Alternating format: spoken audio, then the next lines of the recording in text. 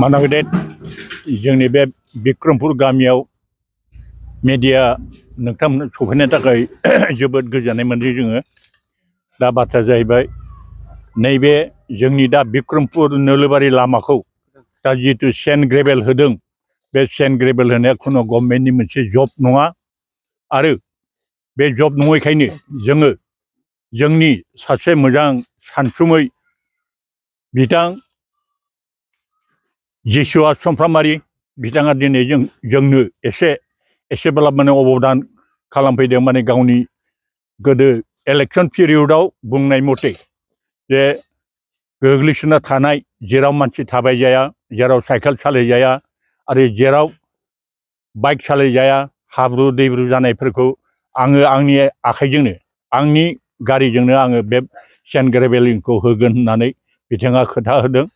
बे खोथा होनाय हिसाबै दिनै जोंनि बिपिएफ हान्जाया जेनदोंब्लाबो बिथाङा गावनि आंगो गोसोजों गामिखौ अनसायनानै आरो रायजो राजाफोरखौ मोजां मोननानै दिनै बिथाङा गावनि थाखा फैसाखौ गावनो व्यय खालामनानैब्लाबो बिथाङा दिनै जोंनो बे सुन्दर एखेबारे सरबखौ मोजाङैनो खुंफुंना होबाय, मावफुंना होबाय। सेन्ड ग्रेभेलिं गैयाब्लाबो 50 ट्रेक्टरसो बिथाङा एखेबारे फुंनिफ्रायनो सानसे आरो गाबोन सानसे नांबावगोन बिथांनो बेखौ फुल फिलआप खालामनो। बे लामाया गासै जोंनि बे बिक्रमपुर नोलोबारि बे उत्तर पार होनना बुङो, ओरै साजों उत्तरपाराव जोङो गासै जोंनियाव गासै बे उत्तरपाराव गैयाब्लाबो 40 घरसो न'खर दङ। बे लामायानो गासै ओरै सोरखिलांदों, सोरखिलांना हावरियै जोंनि बे एलपि स्कुलजों नुजाहैगोन। दा बे लामाखौ बिथाङा फुलफिल खालामना होगोन होननायखाय जोङो जिसुआ समफ्रामारि बिथांखौ जोंनि गोसोनिफ्राय खौथि खौथि रोजा रोजा साबायखर बावनाय थाबाय आरो अदर भबिष्यत बिथाङा आरो बेनिख्रुइ साबसिन हामसिन खामानिखौ जोंनियाव मावना होफैगोन होननानै जोङो आसाबादि। आरो जोंनि बे बिथांनो जितु बाख्नायनायखौ आरो जों मा होबावगोन, बाख्नायनाय आरो जों जोबनो गैयै जों बाख्नायबाय, जोबनो गैयै जों बाख्नायनानै बिथांखौ ओरैबायदि हामबाय होबाय जाहाथे बिथाङा जोंनि बे रायजो राजाखौ अदूर भबिष्यत आरो नायबावगोन आरो बिथांखौ जोङो जेब्लाबो मदद आरो हेफाजाब मोनगोन होननानै बिथाङा जितु सासे फार्स्ट क्लास कन्ट्रेक्टर, बिथाङा सानसे समाव जोंनि बे लामाखौनो सिसि ब्लक खालामफैनायनि जोंहा सिमां दं। बे सिसि ब्लकखौ बिथांनि दारैनो जों खामानिखौ मावहोगोन जोंहा आसाबादि। बेनिखायनो दा बिथाङा गावनि जेरै खोथा होनाय, जेरै खोथा होदोंमोन, जेरै जबान होदोंमोन, बे जबान मथे बिथाङा ओरैबायदि मोजाङै मावफुंना होफैबाय। थारमाने जेराव जोङो साइकेलबो सालायनो हायामोन आरो जोंहाथ' प्रत्येकता न'खरावनो फिरफिलि एबा बाइक दंखासै, दा बेबायदि सालायजायामोन।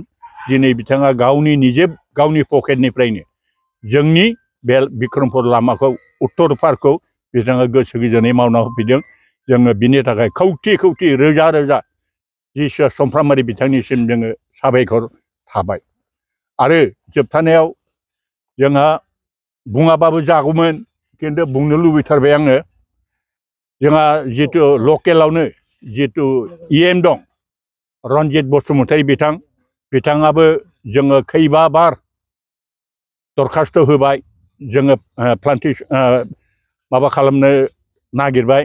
र' एसे नेथ' दिनै र' होननानैनो दिनै दिनै रदलांदों होनना बुंनांगौ जाहैबाय आरो होनैनो रदलांबाय। दा बिथाङा थांब्लाबो दा जोंजों खुनु बाथ्राखौनो होआ।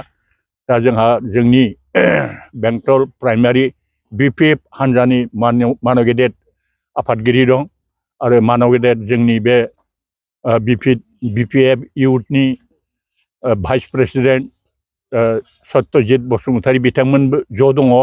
दा जोङो बिथांमोननि नुजाथिनायावनो आरो मेडिया बिथांमोननि नुजाथिनायाव जोङो गोसो गोजोनै बयखौबो बरायबाय आरो बिथांमोनखौ मेडिया बिथांमोनखौबो जोङो गोसो खुसियै जोङो बरायना लाबाय।